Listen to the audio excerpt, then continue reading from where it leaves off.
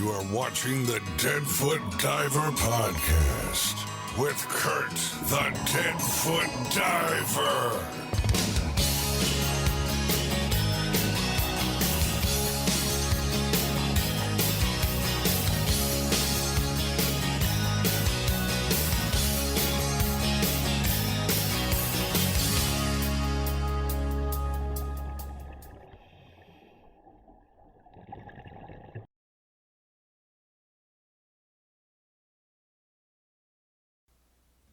Welcome to the Deadfoot Diver Podcast, where we talk about everything diving, tech diving, and especially the benefits of diving with disabilities.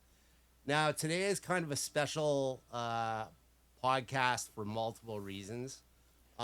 First of all, my guest today actually is Robert McClellan, who is, you may not know him as well. He's a very famous artist. However, I am sure that you all know his wife, Jill Heinerth. Oh, yeah.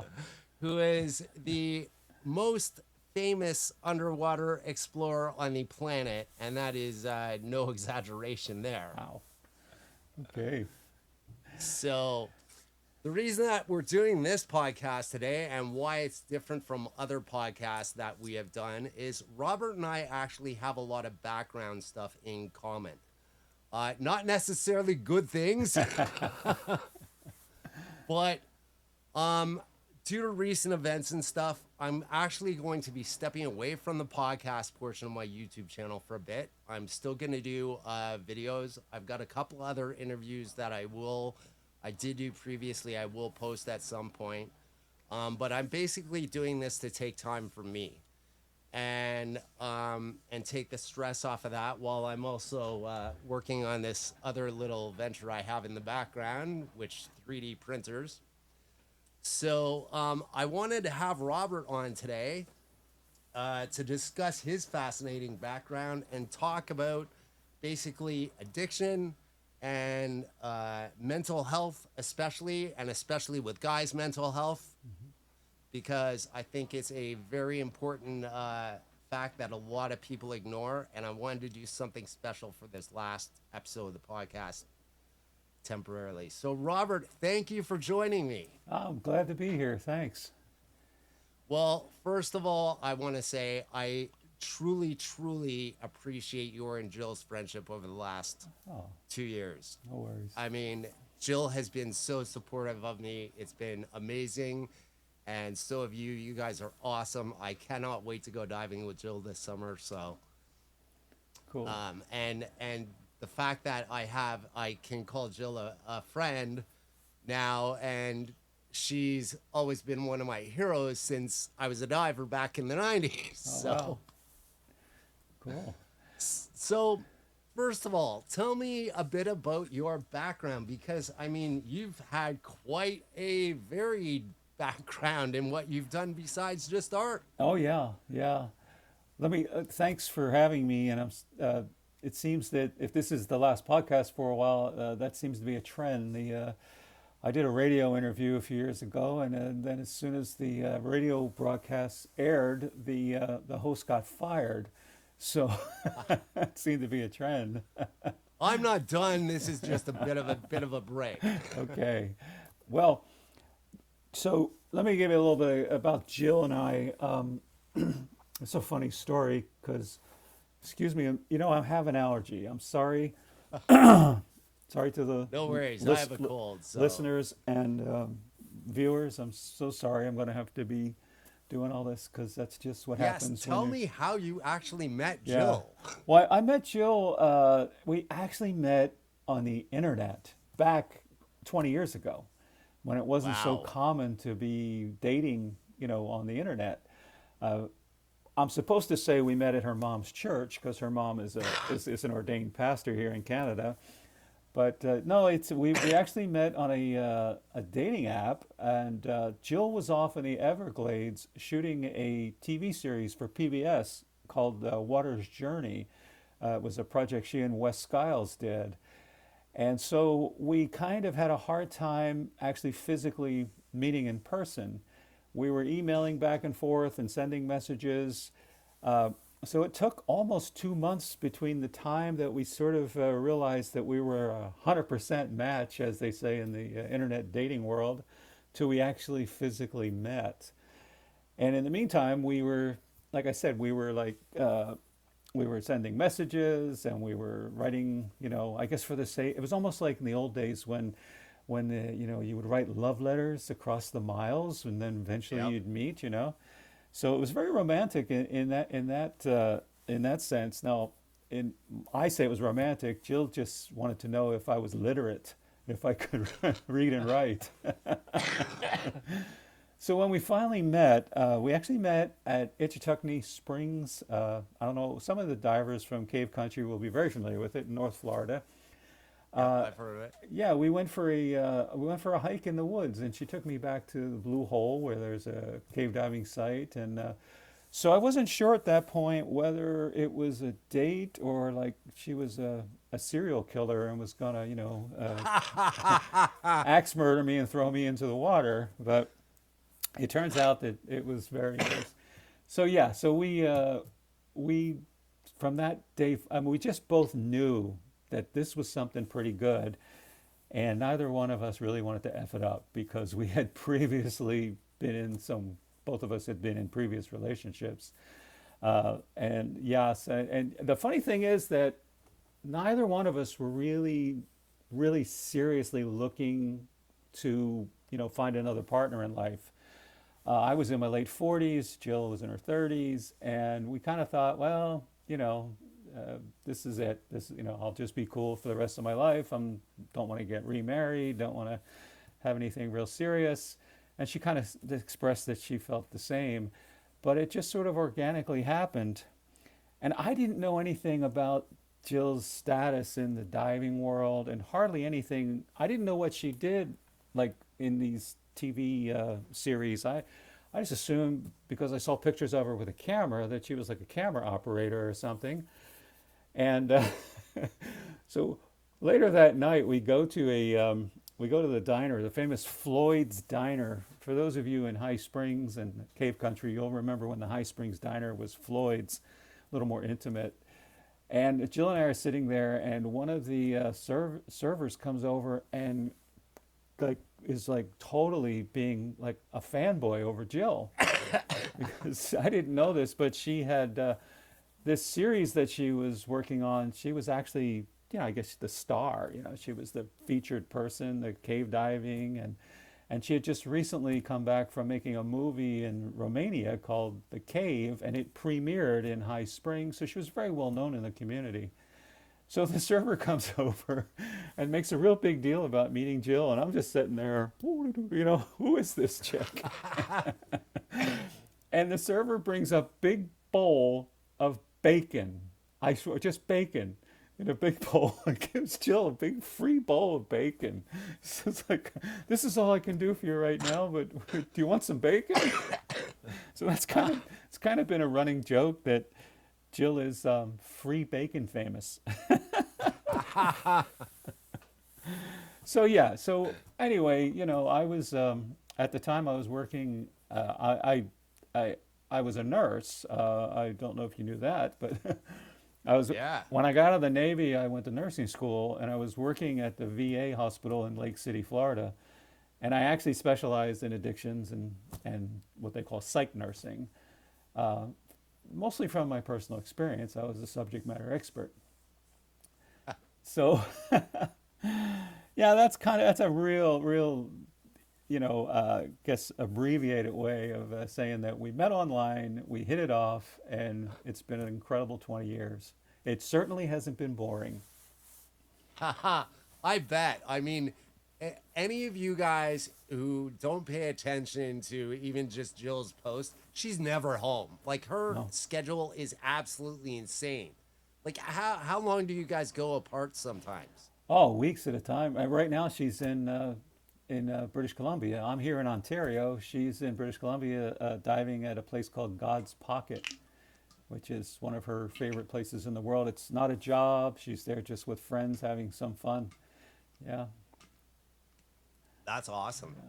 So let's get into a bit about your background Okay. and as far as your military background and Sure. stuff like that, and also what you did and the other interesting stuff that you were Yeah. telling me beforehand. Okay. Well, I was really fortunate. I grew up in Philadelphia, so yeah, I was American, and I'm an Eagles fan. oh well, me too.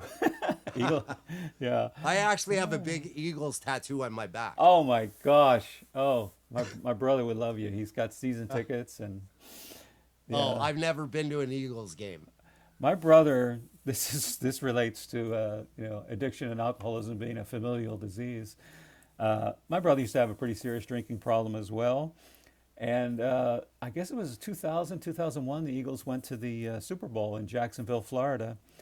And he went down with a bunch of guys. I could have that date wrong.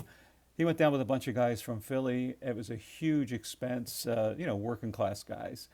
And they went to Jacksonville to see the Eagles game. The day of the game, he got so hammered that he fell asleep in the hotel room and missed the game. Now, that's a professional alcoholic. Yeah. Yeah, but I digress. I'll talk about tell you about myself.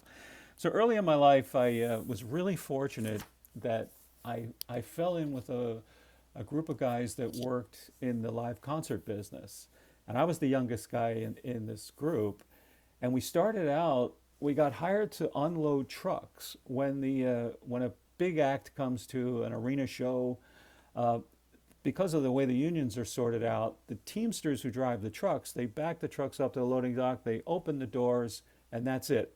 They don't touch anything. And the guys who work the stagehands, because they're in what's called IATSE, the International Alliance of Theatrical Stage Employees, the IATSE guys, they don't unload trucks. They don't touch anything until it comes into the venue. So there'd have to be a group of knuckleheads like me that would take the gear out of the truck, down the ramp, and roll it onto the stage. So they just hired a bunch of, ne'er-do-wells, a bunch of real knuckleheads. And so, we got paid cash. We got to, see the show. We got T-shirts. Occasionally we got to meet the artist. And so that's how I started. I started out loading trucks, but there was always a guy walking around with a clipboard that seemed to be running everything. So I sort of, and again, I was like, at this time, I was, 19 years old maybe. So, So this was before you even got into the military. oh yeah. Wow. This is before I joined the Navy. So I sort of realized that this guy was the boss. He was running things, and I found what he did really interesting, and he was a really nice guy. So I after working for him a few times, I simply approached him and said, "Hey," his name was Dave. Hey Dave, I really like being around here. I like this kind of work. Is there anything else I can do to help other than just loading trucks? So he says, well, you're a hard worker. You seem pretty smart. Why don't you come and see me in the office? So I went to his office, and a couple days later, and they were looking for basically a young stage manager, somebody that they could sort of train to because this concert company had multiple venues. They had some they owned and some they just leased to do shows in. So I just was fortunate. I asked for the gig, and a few years later, I was a stage manager at a pretty prestigious music room in Philadelphia, and then I was doing larger shows the bigger arena shows, and I just fell into it absolutely. I really enjoyed it. Like you just mentioned about meeting your hero, and I got to do that. I got to meet a lot of my musical heroes. Oh yeah. Most were pretty cool. Some were extremely disappointing. Been But there, done that. but yeah, I worked with everyone from U2 to The Clash to Ray Charles and everything in between. So yeah, that was quite an interesting way to make a living for a young guy from North Philly. Uh, I, at, I fast forward, this was in the 1980s in the live music business, and there was a lot of temptation. Yeah, Yep. there was an awful lot of temptation. So and because I was already predisposed to be alcoholic, I was a pretty heavy drinker. And in those days, when you're dealing with, you're working on a stage with a bunch of rough stagehands, being able to sit a good bar stool is an asset. So long story short, after several years of doing this, I started partaking of an awful lot of cocaine, drinking, doing a lot of meth, so that because you remember, our workday ended at 2 or 3 o'clock in the morning. Yep. So 2, 3 o'clock in the morning, man, you are buzzing. You're absolutely. So then to come down, you want to come. We'd go to these after hours clubs. We'd go to individual houses and apartments, or just open the stage door and let some air in and stay there all night drinking and drugging. So after a little while, it just got to be where when I went into the venue, I didn't care what act was playing. I didn't care if the sound check was done yet. I didn't care if the load in happened. I just wanted to get high. It got to the point where I didn't care what end of the room the stage was on. I wanted to figure out where I could score some coke and get high. So yeah, that was the beginning of the end of my my live music career, because they say that cocaine enhances your personality, and if you're already an asshole, then you just become an enhanced asshole. Alcohol does the same thing. Yeah, yeah. So I realized that I was in a downward spiral. I was getting into, first of all, I was living with a girl that I had known a long time, and that just fell apart. She was smart. I wound up, bouncing around, living in various people's who had extra rooms, and renting a room here, sleeping on a couch there, and I just couldn't keep it together. I was getting into pretty bad shape. I would have thousands of dollars of cocaine in my house, but my car was getting repossessed because all my money was going to my addiction. That's right. So I'm watching these guys tow my car away and just chopping up lines. I'm Wow. cutting lines while they're towing my car away, yelling and screaming at them. So yeah, I had the good fortune to have a couple of friends that were they were socially doing these drugs. They weren't quite as addicted as I was.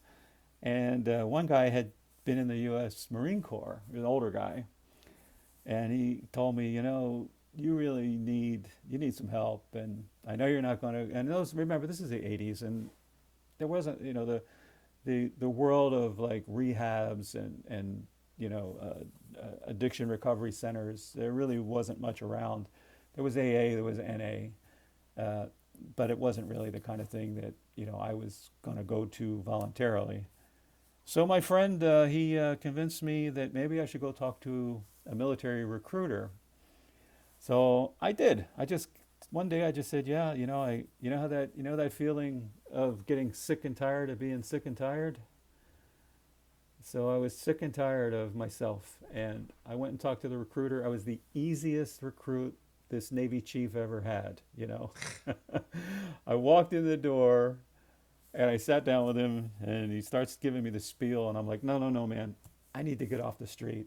I need to go as quickly as possible. What can we do? And that's how I wound up in the Navy. Now, Wow. from the first day I showed up in boot camp, I have never done any hard drugs. Really? It was absolute. Wow. You talk about cold turkey. Go join the Navy, or join any service and go to boot camp. You'll get sober real quick. It's painful, but your priorities will be arranged for you if you don't arrange them yourself. So did you stop drinking right away as well? No, I didn't. No. But I my Navy career was really interesting as well. I made an arrangement. You take a test and all that kind of stuff to see what your aptitudes are. And one of the training opportunities for me was to be a Navy photographer. a combat photographer. And I thought, oh man, I already did a little photography as a hobby. So I went in the Navy as a Navy photographer. He sent me to photo school. He sent me to some advanced training, and I wound up being a Navy photojournalist slash combat photographer. Wow. And my duty station that I went to, I mean, the training was almost a year long. And the very first place I was stationed was not on a ship or any, airfield or anything. I wound up with the Navy Seabees. Have you ever heard of the Seabees? No. The Seabees are the Navy's combat engineers. And the Seabees, Oh, okay. Seabees go along with Marines and other units and build airfields, do bridge repairs, build very quick, base camps and things like that, forward positions. And as the Seabees are building, they also have to defend these projects. So there's combat training involved, and then there's like building trades. It's like being an electrician, with a rifle, or so that's pretty much. So I wound up in the Navy Seabees, basically supporting their mission as a combat photographer, and man, it was perfect, because the Seabees are some hard-working, hard-drinking dudes.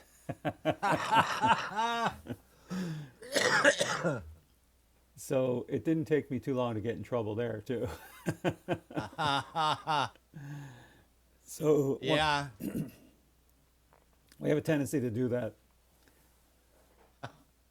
It's it's funny. I had Bobby Scully from the U.S. Navy. Sure. when Oh, they there you first go. U.S. Navy divers.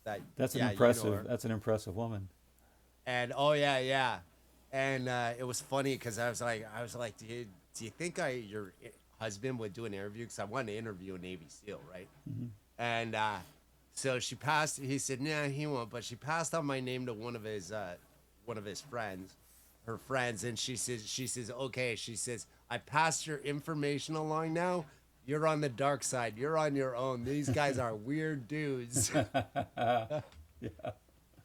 Yeah. It's a no matter what military you're in, it's a very unique culture.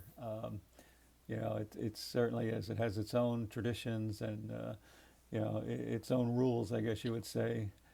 And one of the the Seabees motto is "We build, we fight," but it was also sort of it was made a little more poetic, and they started saying, "We build, we fight, we drink all night." So I fell in with a bunch of guys that had the same affliction, as you say. So anyway, yeah. So I did pretty well in the military. I gained a lot of rank real fast. I got a lot of recognition. I was good at my job. I really became a very well-trained and experienced photographer. And eventually I got into some hot water, and I was standing in front of the captain, and it was like, okay, you're really good at what you do. I really don't want to kick you out of the Navy, but maybe you should lose a little bit of rank, and maybe you should go to rehab, because if you don't go to rehab, you're going to go in the brig. And I was, oh yeah. And I've always been a survivor, so I knew which choice I should make. So I chose rehab, and that was 1989. Wow. And so that was the beginning of my recovery, and it was painful, but the funny thing in the Navy, when you go into rehab, the Navy in those days, in the naval hospitals, had their own facilities. They had their own addiction and recovery facilities, and it was called going into dry dock. So I successfully went through rehab, got sober, became very, very involved in the AA community, and and I think that was the beginning of the rest of my life. And I know this sounds sort of corny, but it saved my life. It saved me from me, and it started a whole new chapter that I'm still living today. I mean, when you were in the Army and especially working with the combat guys and stuff like that, that must have also contributed, the stress of the environment you were in and stuff, that must have been a contributing factor as well, wouldn't it? Oh, absolutely. Yeah. Yeah, remember this is the 80s. The military then was the U.S. military was still it was still manly men doing manly things. There weren't too many women. There weren't. It was still sort of in the Vietnam mindset. Yeah, it was. And I happened to fall in with a specialty, a command that was made up of pretty tough guys. And so yeah, so getting sober and then staying in the military, I suddenly was ostracized. I mean, Really? that camaraderie, that brotherhood, people didn't trust me. If you don't go out after duty and get hammered with the guys, you're not really in the club anymore. And that was pretty hard for me because I had a lot of friends. I mean, I'm talking about, like, I played softball for my command team, and when I came back from rehab, they wouldn't let me back on the softball team because every softball game ends with cases of beer in the dugout. So it's like, well, we don't want to tempt you. But the reality of it is looking back on it, I realized that it was like, well, if I could get sober and straighten my life out, then these knuckleheads should be able to do it as well. So I was sort of a threat to them. Gotcha. Yeah, I mean, we have a lot of stuff in common as far as that goes. I was never into any hard drugs or anything like that. I drank heavily, though, heavily, for years. In fact, I remember when I just turned 19. I got a job at Don Cherry's Grapevine, the original Grapevine in Hamilton. Yeah. And man, that just fueled the fire. Oh, yeah. Because every night after, well, first of all, I mean, we'd have all these celebrities coming in there, of course, and stuff like that, which was like really cool and addictive. Yeah. Because I always like to meet cool people. The other thing was I got to know Dawn, which I mean, well, Dawn speaks for herself. Yeah. Yeah. but rather loudly. Yeah, very.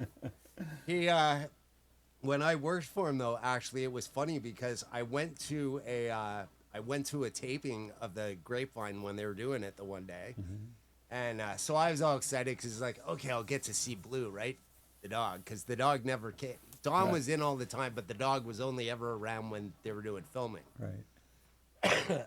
So I went in. I kneel down. I'm petting Blue, and Blue's all of a sudden licking me in the face and all this stuff. And Don's like, "This is weird." He says, "Something's wrong. He never does this with anybody. He doesn't even do that with me." I don't know.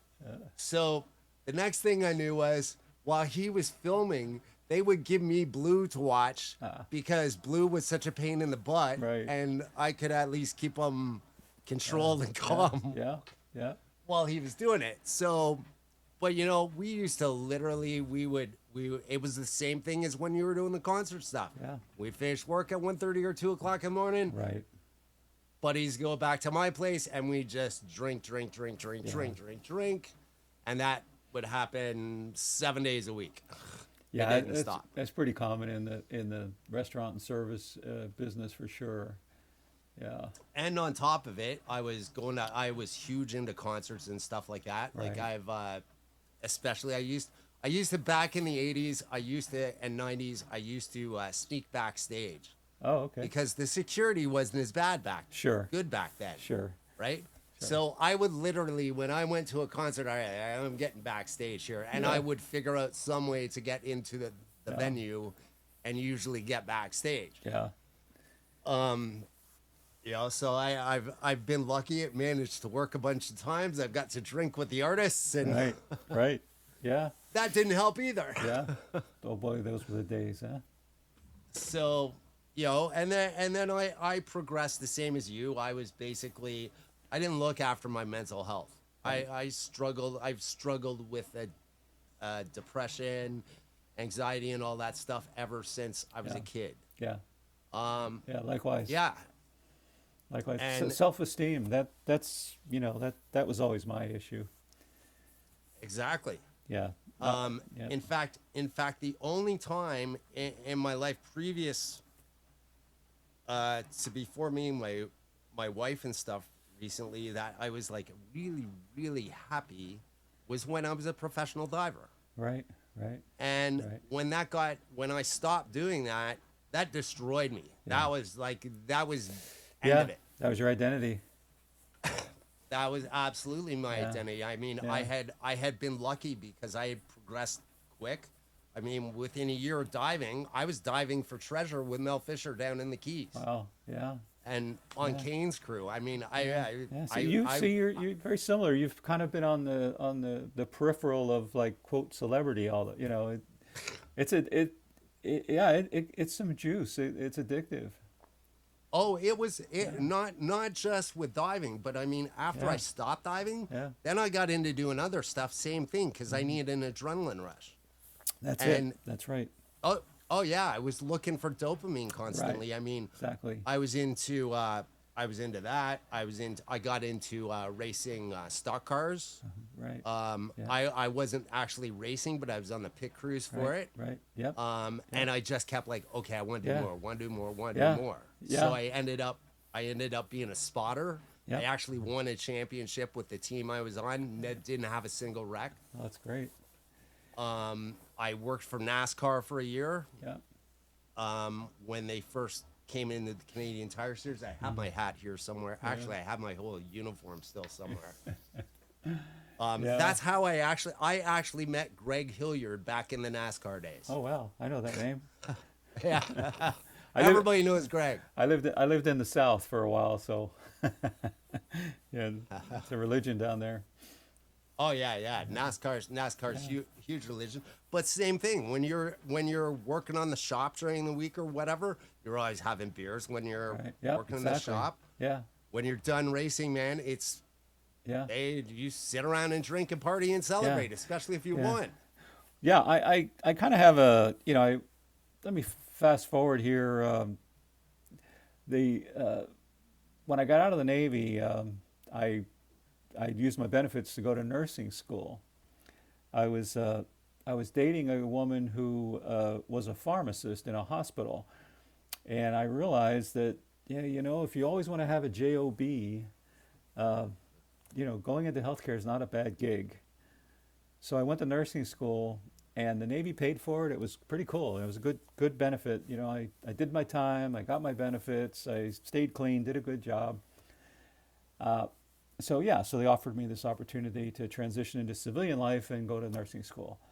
So I went to nursing school, and like most nurses, when you first get out of school, you usually do something called med-surg nursing, which is medical surgical. You go to a hospital, you work on a ward or some other department, and you gain your experience. And then after a while, I because I was sober and I was very active in the recovery community, I realized that there was this little sort of tiny little sliver of nursing that was involved in addiction recovery. And so I started I started paying attention to when those positions were coming around. And I wound up working in a couple of really high-end, addiction recovery centers down there in Florida. And so, this was, you talk about, being, from, what's that word, from the frying pan into the fire, I was totally comfortable in my recovery and my sobriety. I was going to AA meetings 3 or 4 times a week. Most of the people that were close to me in my life were from my AA home group. And then I started working in the field, and I realized how many people working in addictions are still very, very sick. Yep. And I was one of them. I realized, it was so, you talk about doing this inventory and recovery. Well, if you're having a problem taken a look at yourself and you're in recovery, I suggest you go work in an addiction facility, because you're constantly being under a microscope, constantly being evaluated, and constantly questioning yourself. Like, am I doing enough? Am I, is this my work, like my job, or is this my service to the recovery community? It becomes the line gets very blurred. And so that it's a tightrope when you work in that environment. And so so I did, I did that for a very long time, and eventually wound up working in prisons in Florida, working in addiction recovery and just general, sort of like what you would call emergency department nursing, because it's a prison. My specialty was psych and psychiatric nursing and addictions, and my God, there's just hundreds and hundreds of guys in these Florida prisons that are on really, really heavy duty psych meds to keep them somewhat stable and nonviolent. And so so I learned a lot of working in that environment, and I think because I had come from kind of a quote macho man military environment, just transitioning over into the prisons was very, very similar to being in the military. And I realized very early on that the inmates run the prisons, not the officers, not the warden. It's the inmates who run the prisons. And the only thing you have when you work in a prison is your word. So if you tell an inmate, that it could be something as simple as a Tylenol. You tell an inmate you're going to bring them a Tylenol, and then you don't show up that night with that Tylenol, then you're done. They'll never trust you again. You will find yourself, they'll be completely oppositional to anything you're trying to do with them.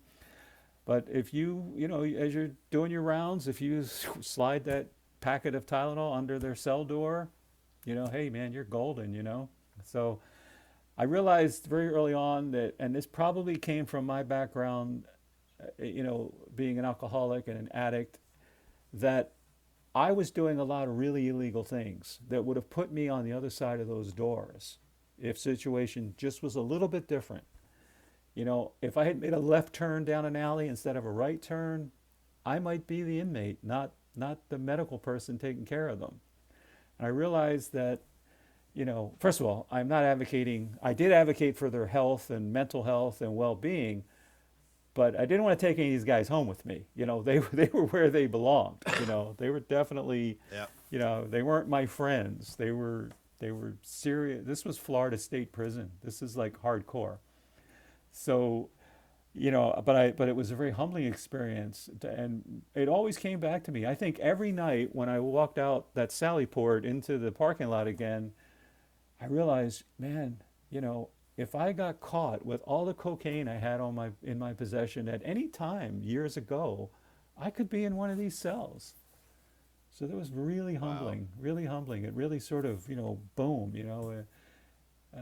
and I also, I realized I was the only one in that prison that was, I was one of only a few people that were advocates for the inmates, for their mental health, for their physical health, and but you can't be at odds with the staff, the security staff. You have to have their trust as well. But lucky for me, I got in my car, hopped on my motorcycle, went home, and left it. So yeah, that was a real eye opener in my recovery. So now, did you have any? Were you tempted to relapse being in that situation at all? Not due to the stress of it. No, not really, because not really. No, but I did indeed. I worked my program really hard. It was. I don't think I could have worked there, when I only had a few years of recovery. By the time I started working in the prisons, I was, 10, 12 years sober, and still very involved in the recovery community. So, they'll work your program. Well, I did my best work in my program, and I kind of separated the two things, the work I did in addictions recovery and the work I did in AA were two different things. Yeah. Now, when you were first getting sober, when you first stopped drinking and stuff like that, what did you have a lot of relapses? Oh, Did yeah. you have? Yeah. Yeah. Yeah. And Right. so Yeah. let's talk about that, because I mean, I know for me, I mean, I've struggled with stuff for like years, constantly. You know, it's like, yeah, okay, I'm gonna do it this time, and then it's easy just to slide back in your old habit because you don't deal with this stuff. Yeah. Yeah. I had I know we have a certain amount of time here, so I won't give you my entire recovery history, but I had an uncle that was sober, and he was a hardcore dude. And he got sober after a couple years. When I was a teenager, he sat me down and he kind of talked to me about, I mean, I started drinking heavily when I was 15 years old. And I mean, heavily. I mean, I don't remember very much time that I wasn't, drinking. I grew up in I keep saying this word hardcore, but I grew up in a working class, quote, Irish neighborhood in Philadelphia. And that was part of our culture. You go down to the bar, and as soon as you're about 17 or 18 years old, even though the legal drinking age is 21, if you're okay and you're not bothering anybody, you get served if you behave yourself. It's that term, sitting a good bar stool. So my Uncle Billy, who is my mom's brother, he always had a problem with alcohol, and he pretty much went through the whole ringer. He had been sober for a few years, and he actually took me to an AA meeting when I was about 17 or 18 years old. He just came by, we started talking, he said, well, come on with me. And I remember this meeting was on the second floor of this building, and when you walked in, there was some narrow steps, and on each of the steps, as you went up, was each of the AA 12 steps. And so, I just remember reading those steps. And at the time, I didn't know what AA was. I didn't know whether it was I was going to get baptized or, I didn't know. I thought it was like a crazy religious cult or something, because there was all this God stuff on the walls, Yeah. And so, growing up, as a Catholic kid and everything that entails, it kind of like freaked me out that these people were holding hands and praying and saying the Lord's Prayer and everything. And so Uncle Bill, he saw it. He knew. He identified. He clocked me early. That was my first AA meeting. Honest to God, and like at the end of the meeting, again, I think I was 18. At the end of the meeting, guys are coming over to me and they want to hug me and everything. And you talk about like different masculinity, like toxic masculinity and everything today, and how guys are like, I was like, whoa, what's going on here? I really thought it was some kind of a wacko, religious cult. I didn't know if I was going to get, they were going to like kidnap me and take me off to a camp somewhere or whatever. I remember there was a dude in there who was a biker, and he was, a real, outlaw biker.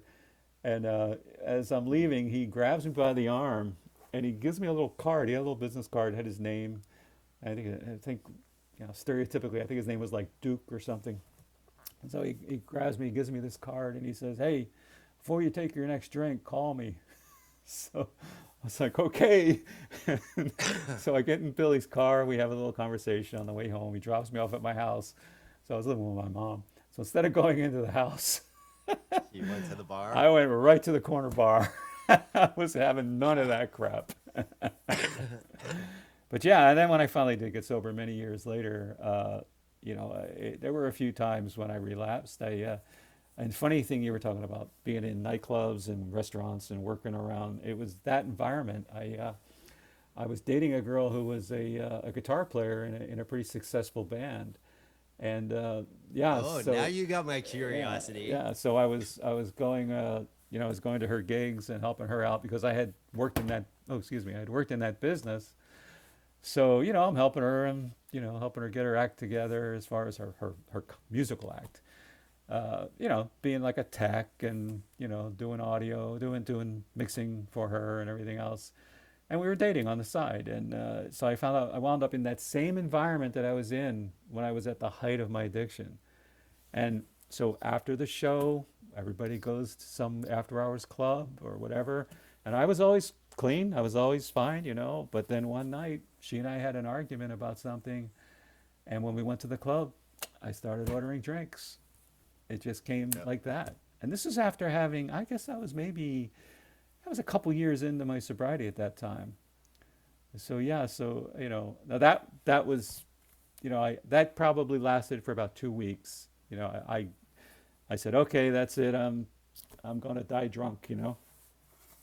And then about 2 weeks later, I had that moment of clarity again. And I said, you know, what the hell are you doing, man?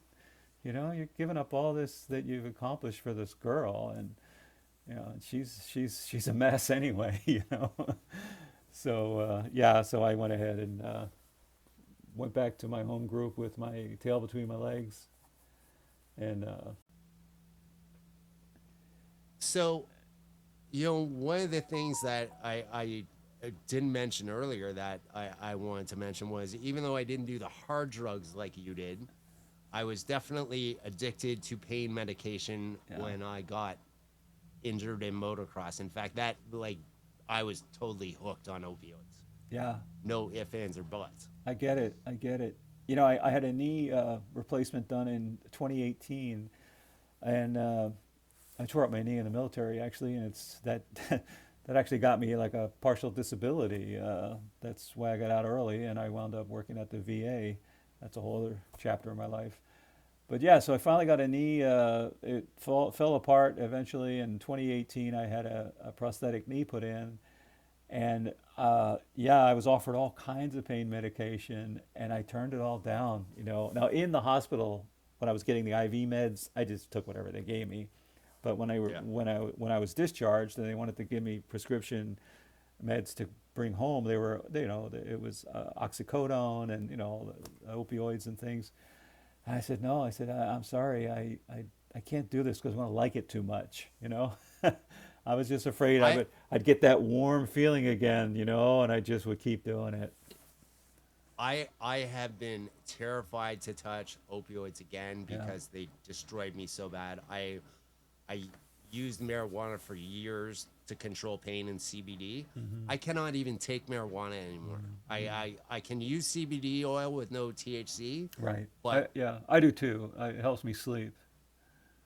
THC oil, Yeah. I cannot do it. It does not seem to matter what strain it is or anything like that. Yeah, I take a CBD gummy every night before I go to bed. There's no THC in it. I never really liked smoking pot or doing cannabis or weed of any kind.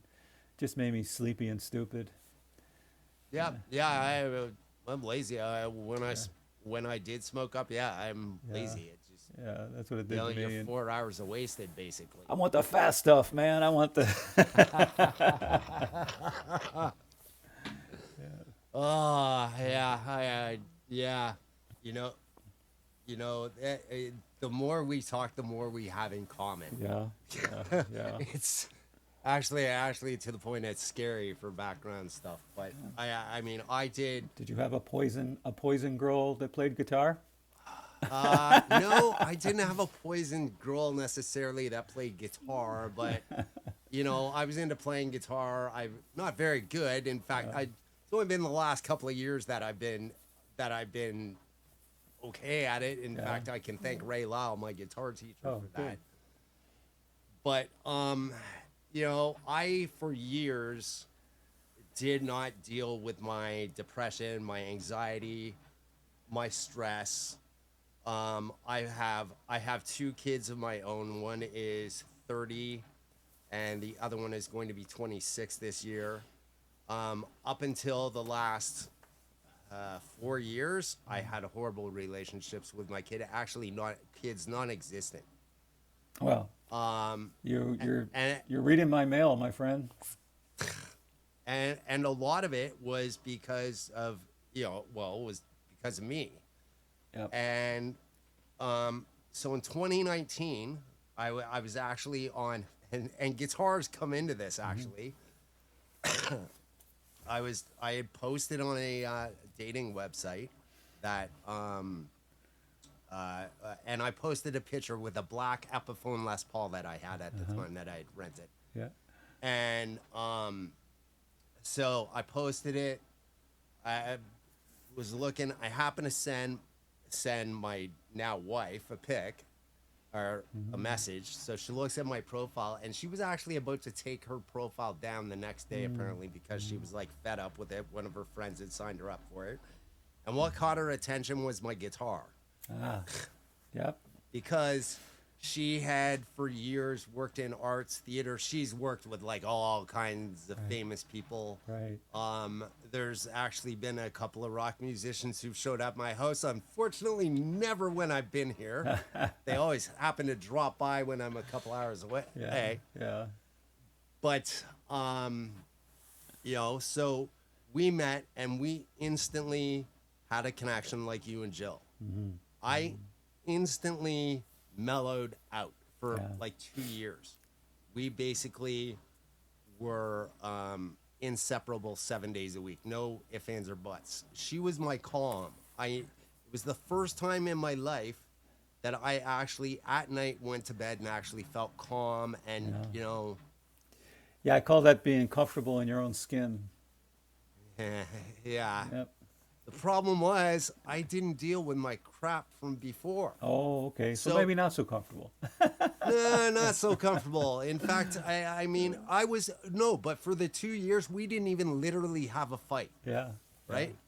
But I didn't deal with my stress and my outside stressors and stuff like that. Even my kids will tell you, like, the first 2 years, my wife and I are married, like, he's like, my kid's like, dude, I can't believe how mellow you are. And I'm like, yeah, I know.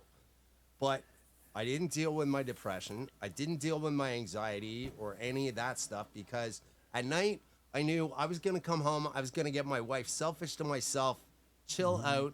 Everything was going to be fine. And then the next morning I could just go on. Yeah. And I did that. And, everything was fine for like 2 years. And then we had some stuff go on with my stepdaughter and stuff like that.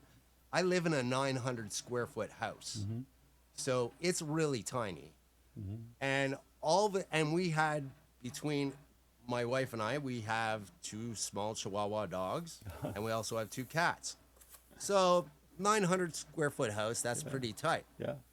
Well, next thing you know, we're put into a position because of my stepdaughter's health where her and her my son-in-law have to move into the house with us and stay with us. And I'm like, okay, this is going to be tight, but I can do this. Meanwhile, I was kind of panicking inside because I'm like, oh my God, how am I going to deal with this? Like, I'm going to have no privacy, like nothing. So we literally took our bedroom, we moved it up to the front of the house where our living room was, and right off the kitchen, we literally had just a blanket up for our privacy. There was our bed there. We literally had 6 inches on each side of the bed to get out of bed. Wow. And if you moved, then you'd hit a guitar. Yeah. Because we have a lot of guitars. Oh my God. And then literally at the end of the bed, we had like about 1.5 feet between that and the couch. That was what our living area got reduced down to. My podcast studio back here, it actually I have a picture of it somewhere. It actually used to be a wood room. Oh, I It see. wasn't even solid walls on here. Yeah. Yeah. So we went one day from being Yeah. quiet, sanity, I get it. and all that stuff to literally chaos. Yeah. Chaos is not good for recovery. No, it isn't. And it wasn't. Yeah. And it was simply just because of the fact that I got along with her daughter and my son-in-law. Awesome, right? It was simply just being crammed in here. Yeah. I hear you. Couldn't move. Yeah. Oh, and I forgot to mention, when they moved in, she has a large Irish setter, I think it is. So a big dog and 2 other cats. Oh my God. So Yeah, we had 4 cats and 3 dogs in the Oh my house. God. You're a saint. Yeah, well, I was for probably about the first day. Yeah. Funny. But because of that fact, and because I hadn't dealt with the stuff, Right. I let it go. I literally was jealous and angry Yeah. because all of a sudden Right. I didn't have that quiet time at night It's really important. with my wife. It's really important. You know, Exactly. it's- And I felt like it had like completely evaporated. Yeah. It is. And you know, as time went on, I got resentful about it. I mean, well, not as There it time is. went on, I got resentful pretty quick. Yeah. And I mean, my wife is the most calm, amazing woman I could ever ask for in my life. Yeah.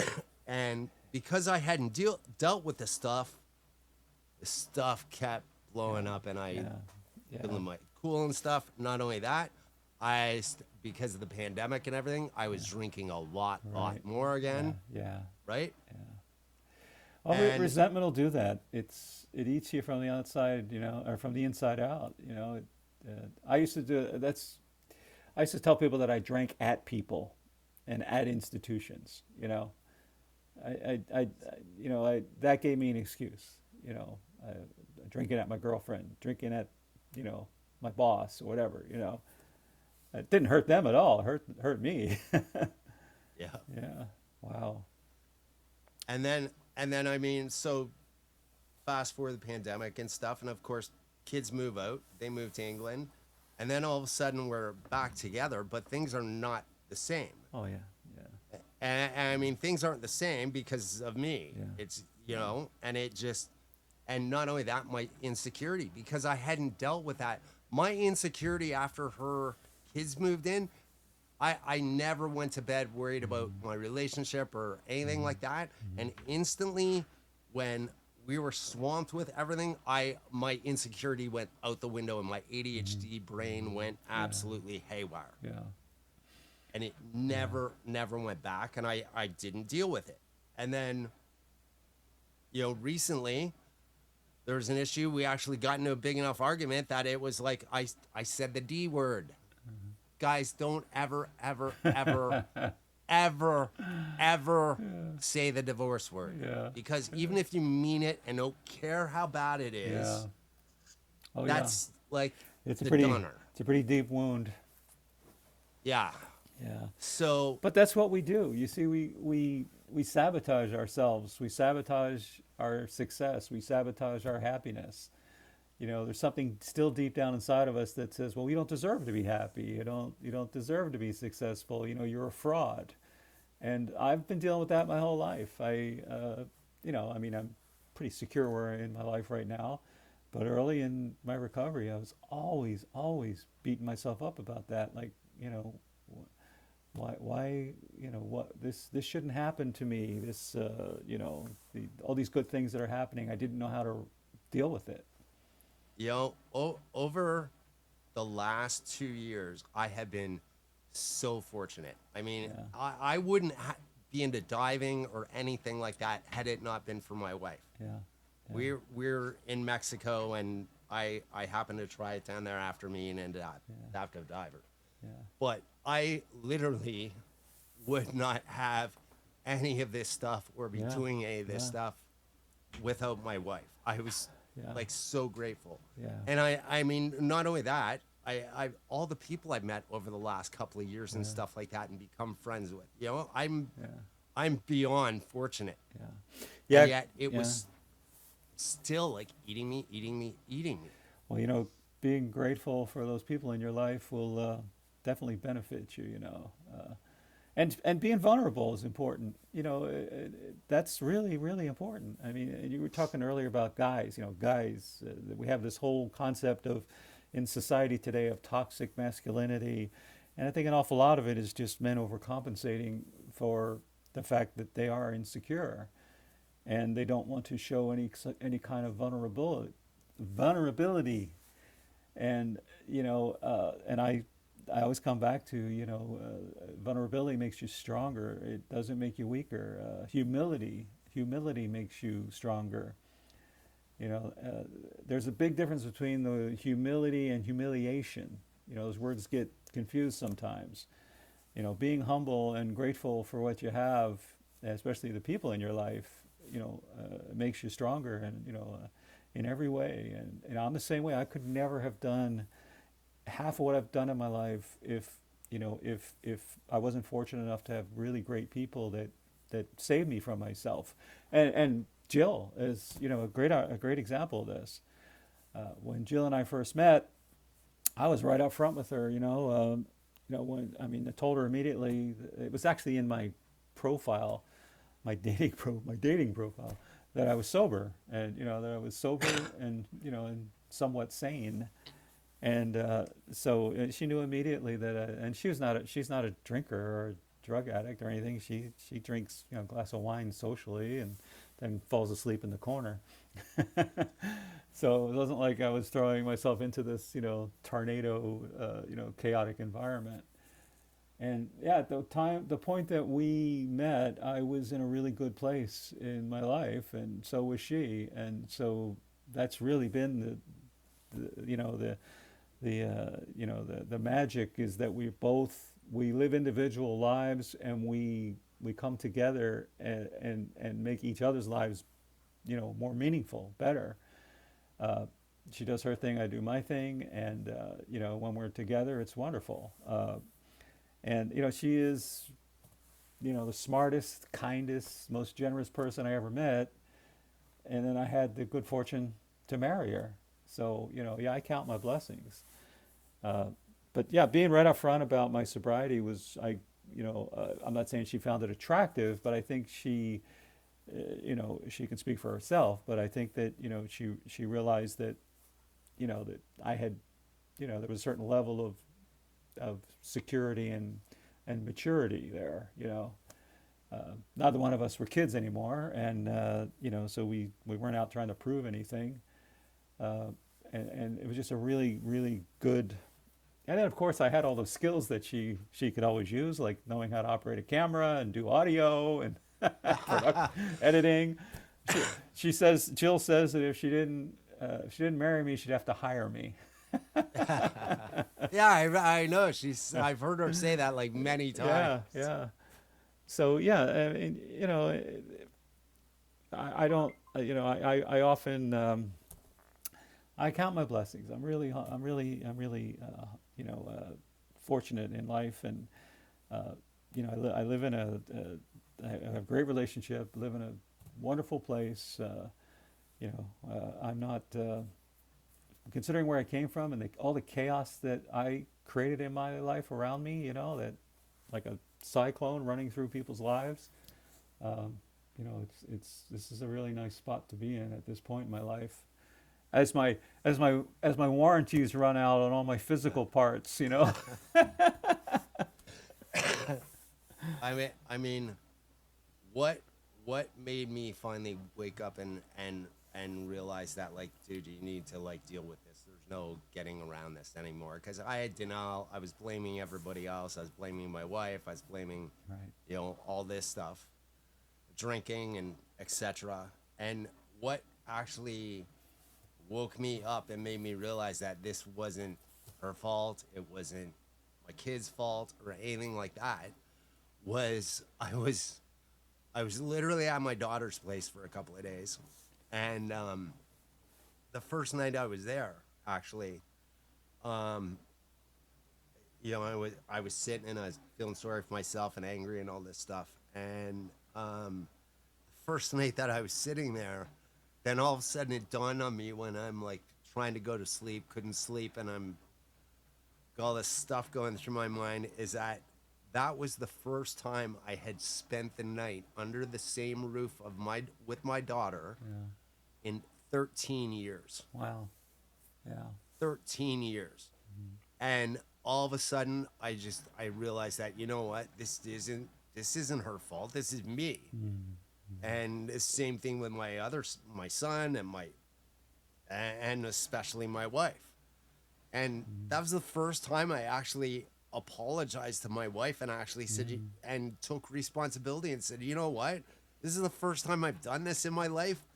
And I did the same thing in both my kids. And I said, I'm sorry. I know I have not been good. I have been an idiot. I have done this all these years and blamed everybody else for my issues. And I said, meanwhile, the real thing is I didn't deal with it. This has nothing to do with any of your faults. This is strictly me and my addictions and my everything else that's built up over this long. Yeah. Well, it's kind of like, you hear that saying, you got to sweep your side of the street, right? And try to make amends. And, for me, making amends is just, I do it how I live my life. There's still a lot of fractured relationships out there, broken relationships. And I have daughters as well that are very estranged. I keep reaching out. I do my part. But when they were very young, their mother and I, we didn't have the greatest relationship, and they're aware of that. And their mother did a great job raising them. I was in the military. I was overseas all the time. I wasn't home. I couldn't be a dad. And so it was. As they got older, I still, again, I was heavily into my addiction, heavily into my alcoholism. So, I just kind of I assumed that, eventually we would fix all this. But you can't fix other people. I did things, and I didn't overtly do things to hurt them, but just not being present and not being involved in their life hurt them a lot. When their uncle has to take them to a daddy-daughter dance or something like that, that's very hurtful. That's a permanent scar. And I'd make an excuse, well, I have to work, or, but I'd probably be out, drinking or getting high. Anyway, so, I still reach out to them. I still have some, minimal communication. I care for them. I love them. I want them to be successful. But, I've done everything I can do. I've swept my side of the street. I can't be attached to the outcome. There's some relationships you can't fix. We as addicts and alcoholics, we've hurt a lot of people over the years. And, just because we're ready to make it better, they may not be. And they have their own issues. I'm sure that my addiction, has affected them. It's a family disease. And so, I'm sure that, they have their, I guess, their own, like I said, scars, that don't heal very quickly. Both of my kids have had issues like that as well. Yeah. And I know, like I've said to them, I said, sorry, man, it's me. It's inherited. Like, yeah. Oh, yeah. You got this for me. Yeah, there's definitely, my mother's side of the family, it's pretty prevalent there. I mean, I know, I realize that some of this is genetic and some of it is environmental, but yeah, if you already are predisposed to addiction, and then the situation presents itself, it's a lot more likely you're going to become alcoholic or an addict. Yeah. Yeah. Yeah, and I mean, I have literally started taking the attitude every morning I get up, and every time I even text my wife or anything, I'm grateful. I am so grateful to have you in my life, because literally, I've done so much damage. I can, even though it wasn't physical or anything like that, just the arguing and the separation and stuff like that, it literally, I'm gonna be like grateful and making up to her for the rest of my life. Yeah. Well, you can't beat yourself up. You can't beat yourself up over it. You have to do what you can do and let it go. Yeah. My kids, when I apologized to them too, they're like, oh my God, my son was actually shocked because he'd never heard me same thing, and I used to, it's all because of your mother and blah blah blah and all this stuff, right? Yeah. Half the time half the time they're not even thinking about us. That's the old saying. It's like, we care about what they think about us, but you know what? Sometimes they're not even thinking about us. My kid, man, I'll message him sometimes. It'll be like days before he gets back to me. It's like, He's like, I'm an adult, Dad. And I said, yeah, I Right. know, but I you know, know. I still worry about you. Like, Yeah. And for me, it's like you said, you're one of your kids is in England, and for me, it's geography as well. You know, I live in Canada now. I'm Canadian. My family is all around the Philadelphia area, so geography, you know, you just can't run over there for a Sunday dinner or something. So that just kind of adds to the I guess the absence. So well, you yeah. know what the real funny thing is that I'm sort of fortunate that way, and I'm going to take advantage of this a lot this summer because um, my both of my children, my son literally lives 6 minutes from Dan's dive shop, Oh well. and my daughter lives 14 minutes from Dan's dive Oh my shop. gosh. Yeah. Yeah. Oh wow. So Yeah. it's good for them, but it's a very good excuse for me Yeah. to There go you for a go. drive. Yeah. Go spend some money with Matt. I actually have a course coming up in April. I told my daughter, I said, okay, I'm coming back those 2 weekends.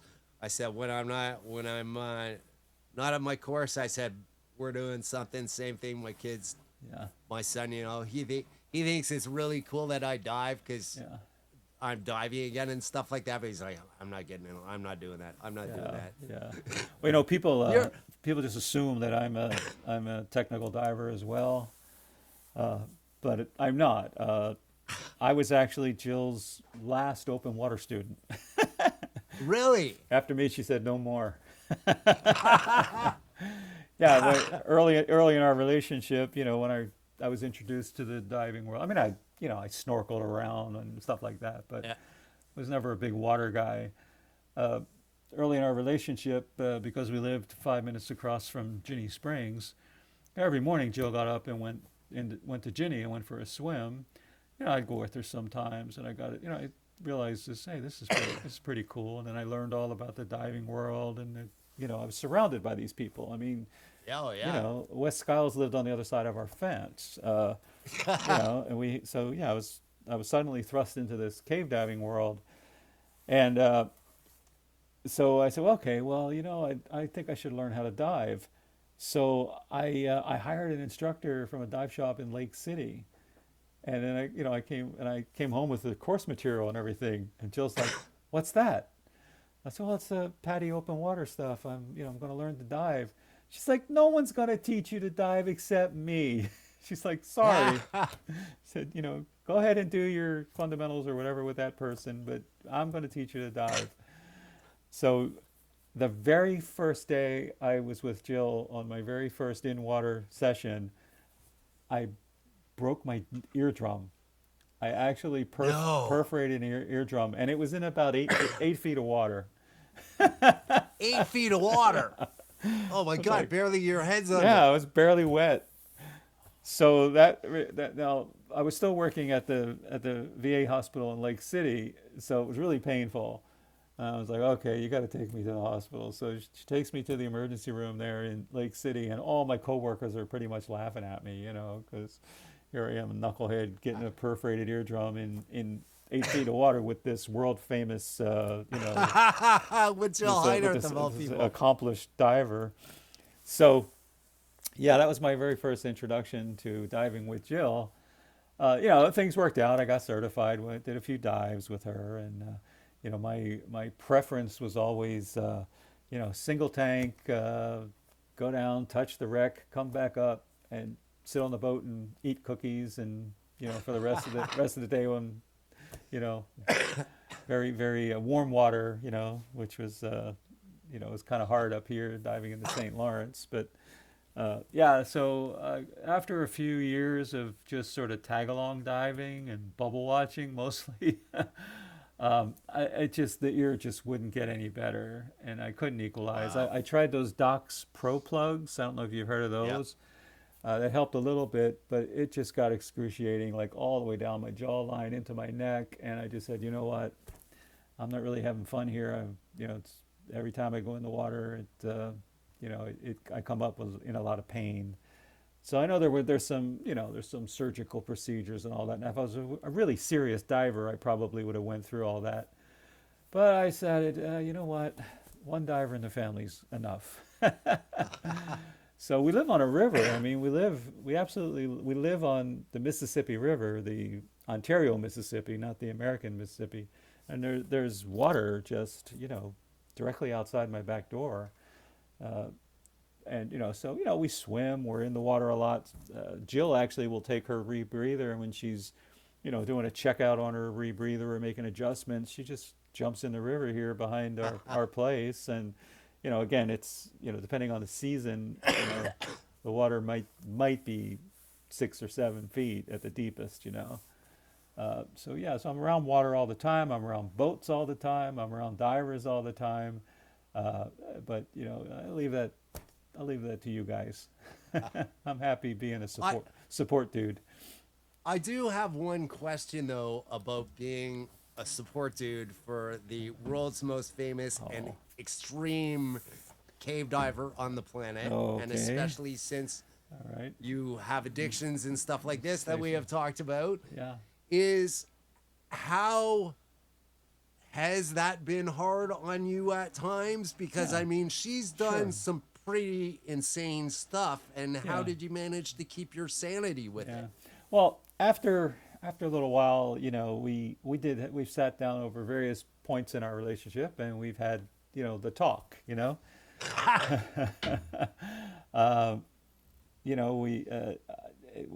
we're at and where we always wind up is that Jill wouldn't be Jill if she wasn't able to dive. And she was Jill, diver Jill, long before I came into her life. And she is extremely risk averse. I have, quote, veto power. If she's going to go on an expedition or something, she explains Really? She explains everything to me, and we talk about it, and we weigh the risk versus the reward, and so there have been a few times when I've was uncomfortable and told her that I'd prefer that maybe, but again, she's probably more risk averse than anybody I know. She has this wonderful saying that she uses in her presentations where she says, you have to be within a centimeter of reaching your goal and turn around and call the dive. You just, and she does that. She also is very particular about the people she dives with. She realizes that she has to be capable of self-rescue and buddy rescue. So that there's certain she's very particular about. So you're on the checklist here, I guess. If you're going diving with Jill, you're on the good side of the ledger. Oh yeah. I mean, I'm disappointed because there were actually 2 instances last year when I was in Ottawa where I was going to get to hang out in the pool with her for a few hours. And both times I didn't find out until Friday night at like 6:30 in the afternoon. And it's like, no, I can't stay till Monday. Yeah. But I do worry. There's a certain amount. I'd be crazy if I didn't. That would be insane. We have this agreement where as soon as she comes out of the water, she calls me, she texts me, she sends me an email, something like that. But again, I've come to accept that it's very important to her, and she's also doing, like, the dives usually mean something. She's either involved in a scientific project or exploration project, or helping to produce an educational documentary. She's just not like she's never been a thrill seeker. She's never been like, one of these, people that, she's very humble actually for all her accomplishments. She doesn't really even, she just sees it's just what she does. And she tries to do it as best she can. And her personality. I mean, she's amazing. She's not all, she's not full of herself or anything. So I'm aware that what she does, I look at it as like, it's like being married to, say, a firefighter or a police officer or soldier. It's that same kind of, and because I've done a few dangerous things in my life, I've had had some hairy situations. I kind of understand that it's part of the deal. We don't dwell on it. We don't argue about it. Uh, we just we have had conversations that I wasn't comfortable with. Can I tell you about one? Oh, absolutely. Okay. So one of the, and this is interesting because several years back, Jill went on this project for National Geographic where they went to Egypt and then south towards Libya, where they were going to a town called Siwa, where it's an oasis town. And in the middle of the Sahara Desert are all these oases and springs. They're warm water springs. And so what they were doing was they were following the steps of Alexander the Great and actually searching for Alexander's burial place, because it's often been, there was an oracle in this Siwa, a little temple. It was an oracle that appeared to Alexander there and so forth. It's a myth. But she went there right at the beginning of when things were really, really getting hot and heavy, and what they called the Arab Spring. It was when Libya was falling apart, Egypt, Tunisia, and all this. And, they didn't plan it that way. It just happened. Those situations happened, before they got there. So because I had some experience in the military and I was very aware of geopolitical situation, I talked to her about how dangerous it was going to be topside. It wasn't the diving that was going to be dangerous, but it was in between the dives, traveling when you're camping out in the desert, and they had Bedouin guides and so forth. But yeah, there was a revolution going on. There was civil war going on in a couple of the countries where they were, these would be the only Westerners in that area. So so I actually insisted that she gets firearms training. Now, this is a Canadian girl who didn't grow up with guns, didn't understand anything. So I spoke to some friends, and a guy who is a certified firearms instructor came over. He happened to be a cave diver. He came over to our place, and he brought a whole array of weapons, from AK-47s to ARs to all kinds of pistols and long guns and shotguns and everything this side of a grenade launcher. And we just laid them out on the table. And between myself, who I was a firearms expert when I was in the military as well, we just explained every single weapon to her that she might encounter while she's, over here on this expedition.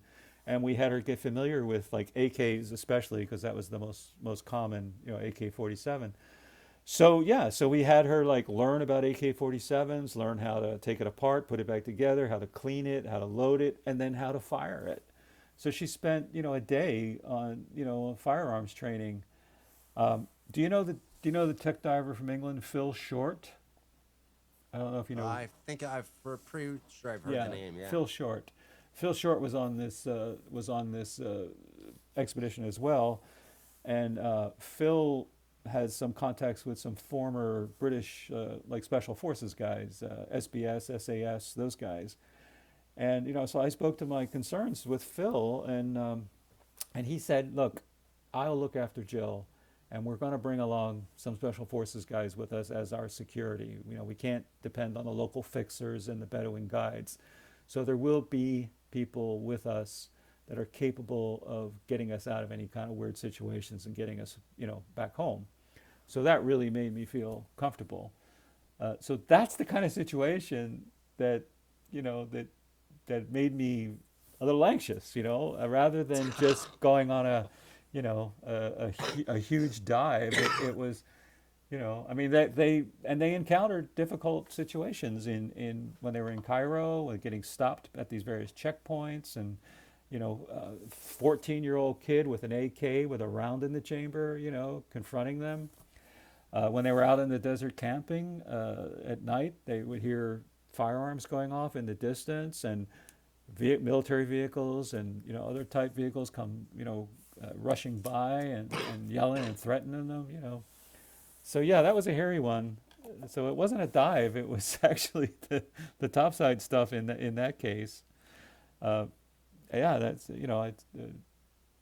like I said, she's very risk averse, but in that case, I was kind of I stepped in and did everything I could to reduce the risk on that project. I don't know if my wife was gonna be telling me she was going to Liberia. Yeah. Stuff. I don't know. I don't know how well I would accept that, even if she told me, oh yeah, I got these these SEAL team guys with me and stuff. Yeah. Yeah. Well, one of the magic things in life today is a Canadian passport. So, even though at that time she had dual citizenship because she had been in the States for so long, she travels on those jobs with her Canadian passport. Yeah. Oh, yeah. Wow. So, yeah. All right. Can't imagine. Yeah. Life is Mr. Jill.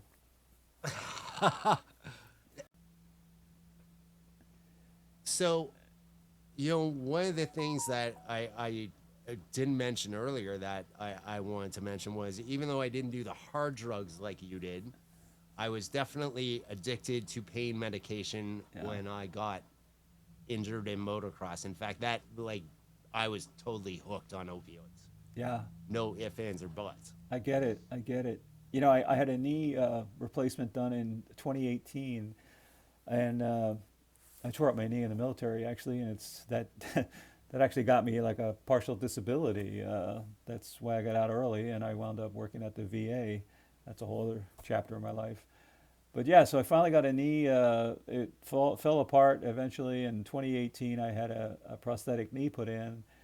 And I was offered all kinds of pain medication, and I turned it all down. Now in the hospital, when I was getting the IV meds, I just took whatever they gave me.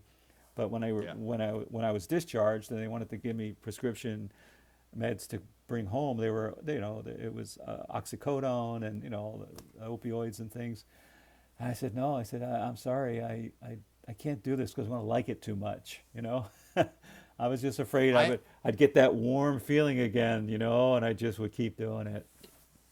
I have been terrified to touch opioids again because they destroyed me so bad. I used marijuana for years to control pain and CBD. Mm-hmm. I cannot even take marijuana anymore.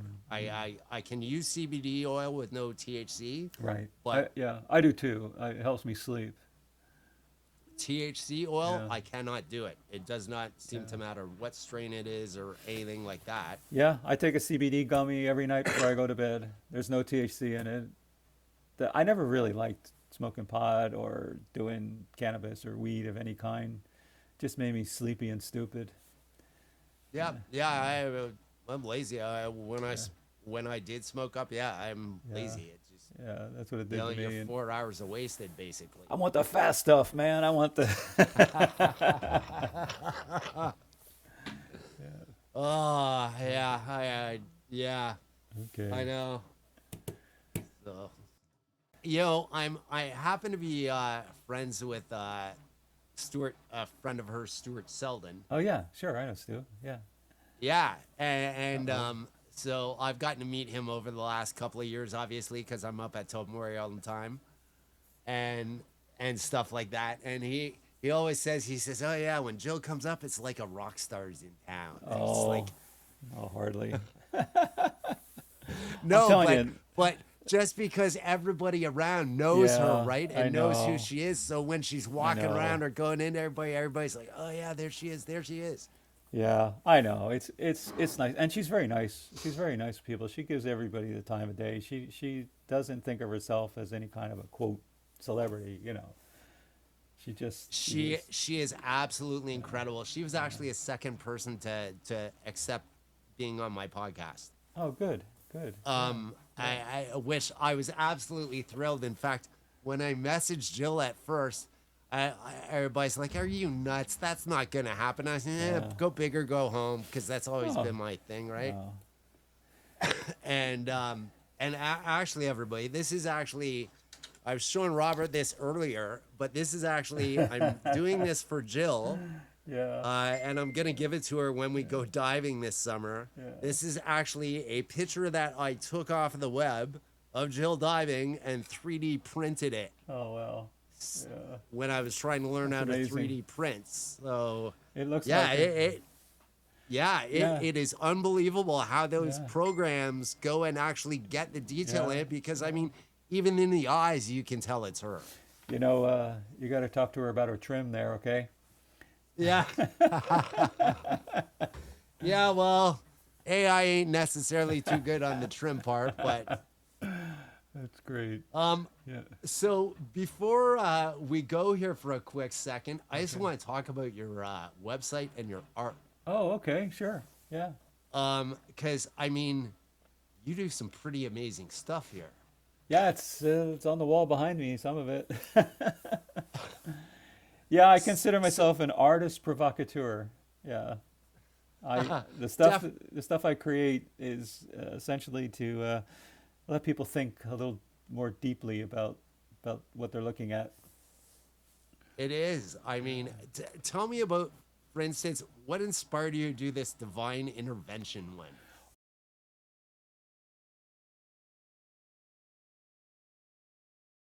Oh, I think just being a recovering Catholic, you know, that particular, these are collage and multimedia pieces.